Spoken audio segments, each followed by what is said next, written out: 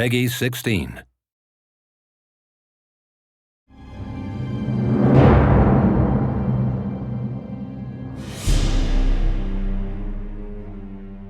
My character is the comic relief in the game, Sir Cadwell. He's a kind of Don Quixote character. He loves battle. He loves to go on a quest and to try and help helpless maidens and all that kind of thing. And he loves fighting, but he never seems to be the slightest bit scared about it. He regards it as a great game. And if he is wounded, then he's incredibly brave about it, in a British sort of way.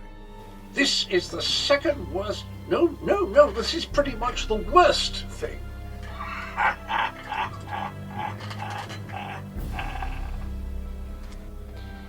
One fine day in the middle of the night, two dead kings got up to fight.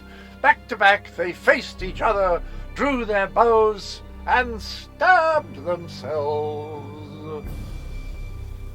I have the honest feeling we've discussed this before, or did I already mention that? No matter. I am Sir Cadwell, the Undaunted, Knight of the Court of Cold Harbour, champion of chivalry, defender of the defenceless, shepherd to the soul-shriven. Well, this has my knickers in a twist. We have a perfectly fine army, but what good is it, sitting around this side of the chasm, twiddling its collective thumbs? It's rather embarrassing, if truth be told. I always thought it would be wonderful to be a great archer. I think I grew up on Robin Hood and westerns where sort of people fired guns or arrows very, very accurately. And that always appealed to me. But if you wanted to be a bowman in the British Army in 1350, for example, at the Battle of Crecy, you had to start very, very young because you had to develop the most extraordinary musculature. I like it when my character, Sir Cadwell, gets rather vague or confused. I like it when he says, we've been asked, tell me about yourself, Cadwell. He says, I have the oddest feeling we discussed this before. Or did I already mention that? Oh, no matter. I like that kind of vagueness. I like playing that. Based on my experience with the Elder Scrolls Online, I would definitely do another video game because I had a really good laugh. It was really fun. And I'm interested to see, not that I'm very good at playing video games, I feel like I would only sort of get to the first level and never see the stuff I've done. But it was really fun. I'd definitely do it again. I like being in the dark. I voice Queen Iren in this, and she is a queen, so she's quite tough and uncompromising, but then seems to have a softer side and a humorous side. And I've enjoyed all of that stuff, but I did quite like when I had to talk to somebody who turned into a cat, but I was a man. I've been a man as her twice, and that was quite fun. I wasn't expecting to have to do that, so it was nice. Outright traitors like Norian we end, no question. The problem is that traitors like Norian are only fanning the flame. If I can't win over my people, the Heritants will be dealing with me instead of the other way round. Your king needs to stop talking out of the side of his mouth. He has a lot of Dominion blood on his hands. We're not going to easily forget that, and we're certainly not going to fight by his side in Cold Harbour. I think they will find my character is very fair and a very good leader, very imposing, and a great warrior, but also has a kind of softer side and a very good heart, and will be helpful to the player.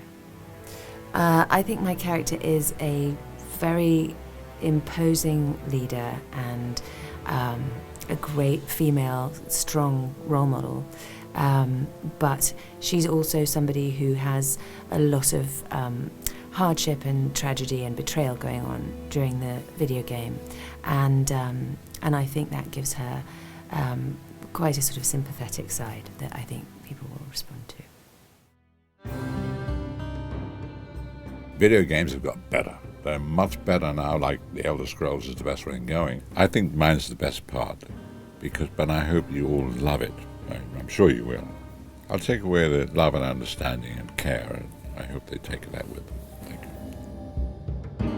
The character I'm playing is blind, and so I put my glasses on, And I act blind. If you look very carefully, you'll see my eyes are closed, which is very clever for me to do that. And then I flick them open now and again, just a little tiny bit, to read the lines. The Elder Scrolls Online marks the second video game. Things like that, I have to read them out loud. So how on earth they expect me to play a blind man and also speak a lot leaves me, angry. I get very angry about it. Blind. Lyris, are you all right? Lyris, are you all right? How's it like that? Pretty good. Right. Indeed. But let us not get ahead of ourselves without an understanding of where we are bound.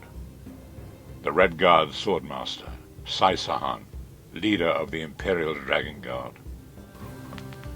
In truth, I feared you'd kill me where I stood if you knew who I was. You certainly wouldn't have allied with us so readily. I caused this, all of this. If Molag Bal destroys this world, the blame will be mine and mine alone. Well, I'd like to play an elf. That's the part I'd be really good at. Elves are quite short. I'm not short, I'm a bit overweight and not very tall, but an elf would appeal to me. They're funny, they're interesting, they climb trees. So an elf would be my sort of thing. I'd be an elf. Also, they have the added advantage, elves, of sitting down a lot. I love sitting down. If you played a king or some duke or something, you have to keep walking around. I don't want to do that. So I'd be happy to play an elf. I like the Elder Scrolls. I'm tailor-made for the part. And I'm used to playing blind men. I always play blind men. I enjoy it very much. The character that I play in the Elder Scrolls is called Abnathan. The best way to describe him would be supremely confident and arrogant. A man who clearly has a very, very high opinion of himself and a very low opinion of others, which is even more crucial. There's this ongoing sense of him being very sarcastic and very aloof. He doesn't quite believe that anyone can be as powerful or as strong or as decisive as he is, or as they need to be. So there's always this little tension of trying to, he's very sparing with his compliments, but very generous with his sarcasm. I know more about the Daedra than any man or mer alive. For good or ill, my family has always kept ties with the forces of oblivion, and this much I know. One cannot kill a Daedric prince. But we have the Amulet of Kings. So, we're to stumble blindly into the catacombs beneath a crumbling ruin abandoned for an age. Lovely. That bearded idiot swordmaster will lead us straight into a trap, no doubt. It's my small-minded nephew, Jabad. The lad was petty and cruel for the enjoyment of it. I always suspected he'd meet an untimely end. Leave him to his fate. It's kinder than he deserves. And then what? I've no idea what will happen to you. Apotheosis? Disintegration? Too many unknowns and not enough information. But if you defeat Molag Bal and survive, your soul and the soul of every other surviving vestige should be restored. The Amulet of Kings is a relic of Akatosh, the dragon god of time. His powers embody the qualities of perseverance and invincibility, while promoting the virtues of duty, service, and obedience. Make of that what you will. One of the big elements in the character is that he's very, very, sort of very pompous and very arrogant, but he's actually very funny, and his sarcasm and his kind of sort of dismissal of other people can be really. I mean, there's one line where he's talking to Lyris, and he says something like, in a very kind of understanding and supportive and sympathetic way, he says, something like, I understand this must be very hard for you, Lyris, but don't be an idiot.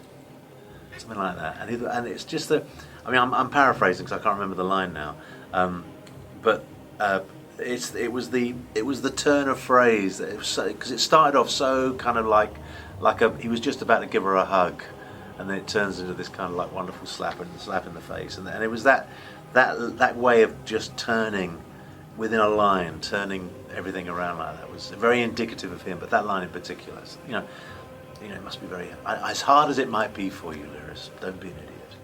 Kind of made me laugh. The character I play in the Elder Scrolls Online is King Emeric, and he's a good guy, generally speaking. What's cool about him is that he's not uncomplex. He does have his bad days, and he gets into all kinds of moods.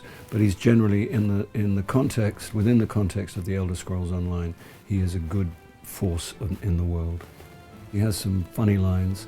He's not just some king guy. He also is a human being, and he has some funky asides to make. And he is the king of all Rivenspire, and he's a pretty cool guy in my view. I'm not just defending my character, I actually believe that. He's he's a serious hands-on king. He doesn't hang around in throne rooms telling other people how to fight battles. He's out there, he's on horseback, he's getting bloody. He doesn't fool around, and he's never lost a battle, as far as I know, which just right there is pretty cool. I will not wager the future of my people on the word of a snow barbarian and an adolescent female. I fear for Tamriel's future if either of you were to sit upon the ruby throne. This crown, one day, I will throw this crown in a lake. This crown was probably great for my grandfather. This crown looks tawdry. Why can't they shine it up now and again? Everyone's so scared to touch the crown. They could at least clean it. This crown makes me look stupid. It sits on my ears. My ears are not my best feature. Can't they tighten this crown slightly? I'm blinded by it if I'm riding on a horse. This crown is an embarrassment to the kingdom. He has many, many wonderful lines. I like his epithets perhaps best. I loved saying, don't go easy on me. It's, I'm being honest. I got a kick out of saying, on Mara's bosom. I like it when things get daft. It means you're not being a nuisance in the world. It means you're doing something actually in a kind of, funky way that's useful, and you're not, invading Iraq. So I'm hoping they come to me with a warm feeling. And I hope that by the time they leave, they feel a whole lot better. I say encouraging stuff. I point them in the right direction. I don't sell them any nonsense. And I'm generally on the player's side. And it's also part of my job, I have to say, that if they do anything wrong in the game, I get to tell them. But then it's tough being a king. And the crown doesn't fit, because my great-great-great-great-great-grandfather apparently must have had a very small head. So I get a lot of crown aches. I like the variety of things you have to achieve vocally. I like the fact that it's concentrated into a relatively short period of time. I've had a very pleasant time working with the people here. I'm in Paris, I have to come clean, and it's a beautiful summer's day. The character that I'm playing in the Elder Scrolls, or as we like to say, the Scrolls. Those are that as a part of the family, Well, of course, I am playing an arch-villain,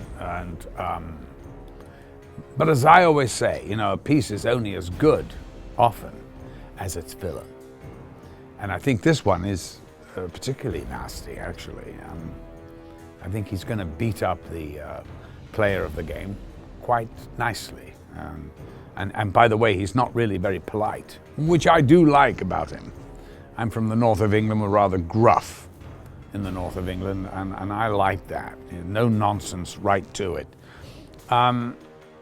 But does he have a heart? Of course he does, yes. I mean, a villain without a heart would be a sad, sad thing. So we try and give him some vulnerability. I don't quite know what it is, and do I enjoy playing them? Of course I do. I mean, I'd much rather play the heavy than the hero. Submit to the will of Molag Bal. Fall to your knees and worship me.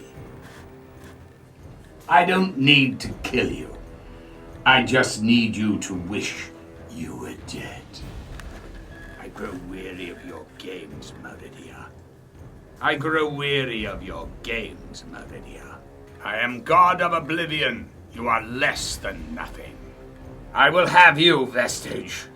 Pathetic prophecies and trinkets of holy powers are fleeting. I am immortal. I am undying. Your world will drown in blood.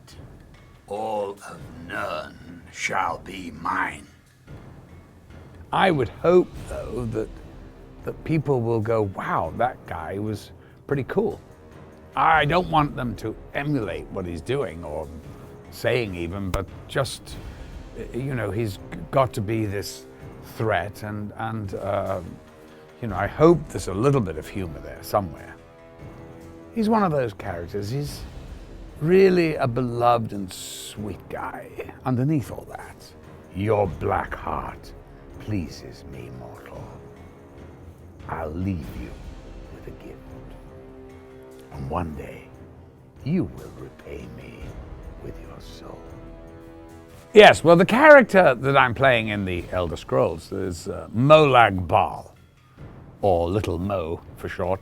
He's actually, how can I put this? He's I hate to use this word, but it's the only word that really describes him, a demon god. I think that actually video games, they lend themselves beautifully for movies, don't they? There's a lot of them about. I'm Malcolm McDowell, and we've been working on the Elder Scrolls, and I'm playing the part of Little Mo. He's an evil bastard.